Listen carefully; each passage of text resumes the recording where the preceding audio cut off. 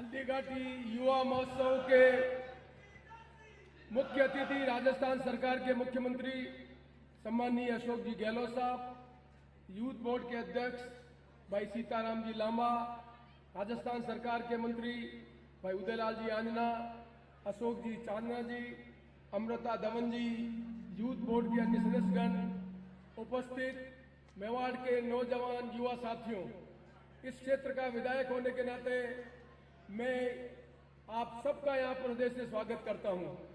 अभी सभी नेताओं ने अपनी बात कही। माननीय मुख्यमंत्री जी, मैं आपको स्मरण दिलाना चाहता हूँ, मैं 1980 में एमएलए बन गया था। 1998 में मैं आपके साथ मंत्री बना, आपने मंत्री बनाया मुझे। तब पहली बार राजस्थान के गांव गरीब इलाके में रहने वाला वो माँ बाप जो अपने बच्चे को पढ़ाना चाहता था, उनके पढ़ाने की कल्पना को साकार करने के लिए आपने 25,000 राजीव गांधी पाठशालाएं खोली, जिसके कारण आज गांव का गरीब आदमी पढ़ लिख कर आगे बढ़ने की उमंग मन में लेकर अपने जीवन को आगे बढ़ाने का काम कर रहा है। मैं जिस क्षेत्र का विधायक हूं, उस क्षेत्र में दो तरह की संस्कृति है। एक संस्कृति जिसमें आपने देखा ब्रज की संस्कृति है, जहां वैष्णव संप्रदाय के सबसे बड़ी प्रधान पीठ श्रीनाथ जी के यहाँ पर स्थान है। दूसरी तरफ हल्दीघाटी, जहां हमारे आदिवासी भाई रहते हैं, वो दो तरह की संस्कृति यहाँ पर है। माननीय मुख्यमंत्री जी, आज जो ये उत्सव हो रहा है, उसमें भी दो तरह की संस्कृति के नौजवान पीढ़ी के लोग भाग ले रहे हैं। चाहे प्रतापगढ़ से आओ, डूंगरपुर से आओ, बांसवाड़ा से आओ, वो बच्चे जो आदिवासी संस्कृति में रहते हैं, जो बच्चे आदिवासी संस्कृति के साथ जीते हैं, उनको आगे बढ़ने के स्वप्न बनाने के लिए आपने मुख्यमंत्रित्व काल में जो काम किया, उसको मैं स्मरण दिलाना चाहता हूँ। चाहे राजीव गांधी पाठशाला हो, चाहे अंग्रेजी माध्यम से स्कूल खोलने के से बच्चों को अंग्रेजी माध्यम से जोड़ने का काम हो, चाहे आज आपने इन बच्चों के लिए जिंदगी में परिवर्तन करने के लिए खेल का कुंभ आयोजन करने का काम किया हो, चाहे आज आप सांस्कृतिक क्षमता को बढ़ाने के लिए सांस्कृतिक युवा समारोह कर रहे हैं, इन सबसे व्यक्ति का व्यक्तित्व का निर्माण होगा। उसके लिए राजस्थान सरकार जो प्रयत्न कर रही है, उसके लिए मैं आपको बहुत बहुत साधुवाद देना चाहता हूँ। पर नई पीढ़ी का इंस्पिरेशन अलग है, नई पीढ़ी के मन में कल्पनाएं अलग है। नई पीढ़ी के मन में कल्पना है कि देश बदल रहा है, दुनिया बदल रही है। उस तरह की संस्कृति के साथ साथ यहाँ की शिक्षा में भी परिवर्तन होना चाहिए।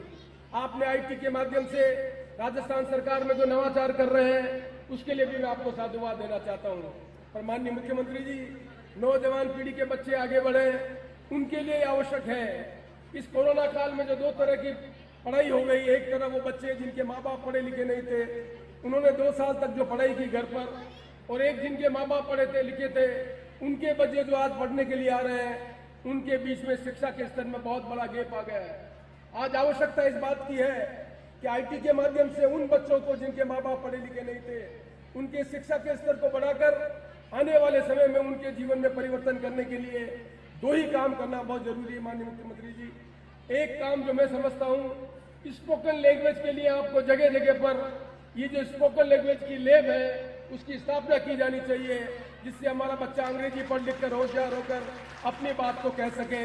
ये बहुत आवश्यक है माननीय मुख्यमंत्री जी। और मैं आशा करता हूं कि जब आप अपना जो अगला कार्यकाल पूरा करने की स्थिति में आएंगे, तब तक राजस्थान के हर इलाके में जो सीनियर हायर सेकेंडरी स्कूल है, वहां पर एक स्पोकन इंग्लिश लैंग्वेज की स्थापना करेंगे, जिससे बच्चा पढ़ लिख कर अपने रोजगार के संसाधन को आगे बढ़ा सके।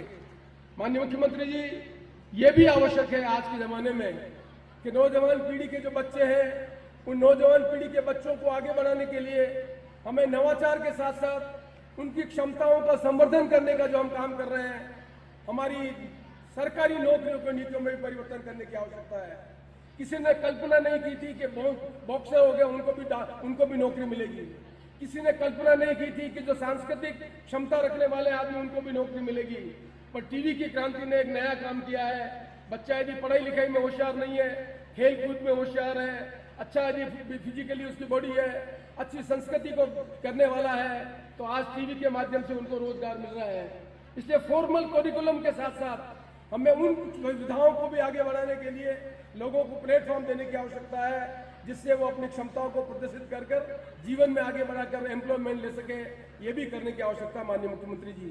पर मैं ये मानता हूँ माननीय मुख्यमंत्री जी, हमारे इलाके में महाराणा प्रताप है, हमारे इलाके में हल्दीघाटी है, ये जो टीएसपी का इलाका माननीय मुख्यमंत्री जी, इस टीएसपी इलाके ने एक ज्योग्राफी बाउंड्री के कारण वो जो आदिवासी बच्चे हैं जो महाराणा प्रताप के नाम से लड़े हैं, चाहे वो डूंगरपुर के रहने वाला हो, चाहे बांसवाड़ा के रहने वाला हो, वही क्षमता कर वाला बच्चा आज खमनौर में रहता है, कुंभलगढ़ में रहता है, मावली में रहता है। इस तरह के जो 1 करोड़ बच्चे हैं, उन बच्चों को आगे बढ़ने के लिए आपने राजीव गांधी पाठशालाएं खोल दी, उन बच्चों को आगे बढ़ाने के लिए आप अंग्रेजी मीडियम स्कूल खोल दें, लेकिन नौकरी का अवसर आने के लिए यदि सरकार के नियम और कानून में परिवर्तन नहीं करेंगे माननीय मुख्यमंत्री जी, तो हम उनके साथ न्याय नहीं कर पाएंगे। वो बच्चा जो राजीव गांधी पाठ स्कूल में पढ़ा, वो गरीब का बच्चा, आदिवासी जो बच्चा पढ़ा, वो आदिवासी बच्चे पढ़ने वाला लड़का आज 2023 हो गया माननीय मुख्यमंत्री जी। आपने राजीव गांधी पाठशाला 2000 शुरू में की। 23 साल का वो नौजवान बच्चा जिसने बीए किया, जिसने बीएड किया, जिसने एसटीसी कर ली है, उस बच्चे को टीएसपी में नहीं होने के कारण उन बच्चों के साथ कंपटीशन करना पड़ रहा है जिनकी 2 पीढ़ी के बच्चे पढ़े लिखे हैं। इनको सरकारी नौकरी नहीं मिल सकती। जब सरकारी नौकरी नहीं मिल सकती है तो इनके माँ बाप कहते हैं कि हमने पढ़ाई लिखाई करके क्या काम किया। इसलिए सरकार के नियम और कानून में परिवर्तन करना पड़े तो भी परिवर्तन किया जाना चाहिए, पर इन बच्चों को भी सरकारी नौकरी मिले उसके संबंध में कुछ चर्चा करने का आज अवसर आ गया माननीय मुख्यमंत्री जी। इसे माननीय मुख्यमंत्री जी, मैं आपका समय नहीं लेना चाहता क्योंकि मैं क्षेत्र का विधायक हूं, तो मेरी जिम्मेदारी बनती है कि मैं आपका स्वागत करूं। मेरी जिम्मेदारी बनती है कि यूथ बोर्ड के अध्यक्ष ने नाथद्वारा का जो चयन किया उसके लिए मैं आपको स्वागत करूं। हमारे अधिकारियों ने जो अच्छा कार्यक्रम आयोजित किया उनका स्वागत करूं। पर माननीय मुख्यमंत्री जी, ये युवा उत्सव लोग जिंदगी भर याद रखें, उसके लिए इस क्षेत्र का विधायक होने के नाते कुछ मेरी जिम्मेदारी भी बनती है। मैं आशा करता हूं कि मेरे इलाके के जो गांव हैं वहां के माँ बाप अपने बच्चों को पढ़ाना चाहते हैं, बच्ची को पढ़ाने के लिए आगे नहीं भेजना चाहते हैं क्योंकि बच्ची बड़ी हो जाती है। स्कूल 8वीं तक ही है, 5वीं तक भी स्कूल है। आपने स्कूल खोले उसके लिए बहुत बहुत धन्यवाद। पर ये युवा महोत्सव स्थायी रूप से लोगों को याद रहे नाथद्वारा विधानसभा क्षेत्र के लिए। इसे माननीय मुख्यमंत्री जी, मैं आपसे निवेदन करना चाहता हूँ, मेरे विधानसभा क्षेत्र में 5 गांव ऐसे बच गए हैं जहां 8वीं से 10वीं स्कूल करना बहुत जरूरी है।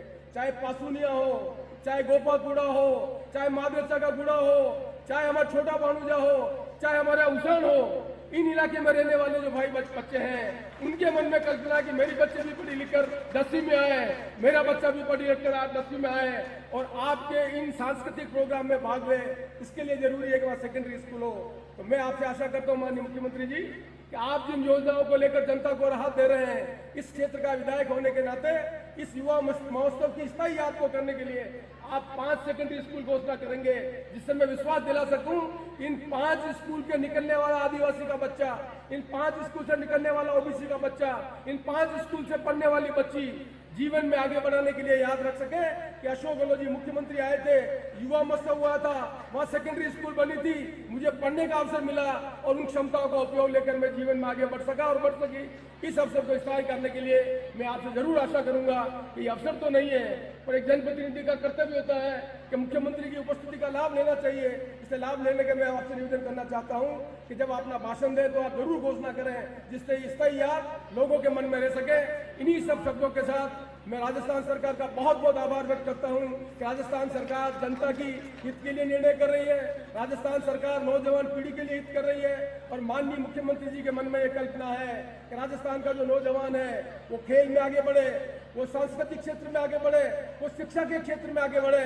नौजवान पीढ़ी के लोगों में आपको याद दिलाना चाहता हूँ, ये माननीय मुख्यमंत्री जी थे जिन्होंने 2000 में आईटी के खोलने के संबंध में पॉलिसी को परिवर्तन किया।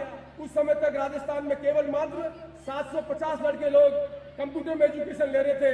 जब हिंदुस्तान में 1980 में बेंगलोर में और चेन्नई में लोग आईआईटी कर रहे थे, तब राजस्थान में आईआईटी करने का कोई बच्चों को स्कोप नहीं था।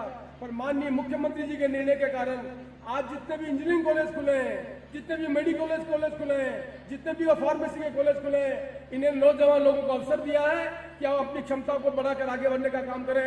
माननीय मुख्यमंत्री जी, मैं तो आपसे एक ही निवेदन करूंगा, मेरे इस इलाके में एक ही परिवर्तन करें, स्पोकन लैंग्वेज की लैब लगाएं और हर विश्वविद्यालय में जो इस इलाके में है वहाँ आर्टिफिशियल इंटेलिजेंस का कोर्स शुरू करें, जिससे यहाँ का बच्चा आगे आने समय में अपनी क्षमताओं का उपयोग लेकर जो कुछ में कमी रह गई है आने वाली चुनौतियों के लिए अपने आप को समर्पित कर सके।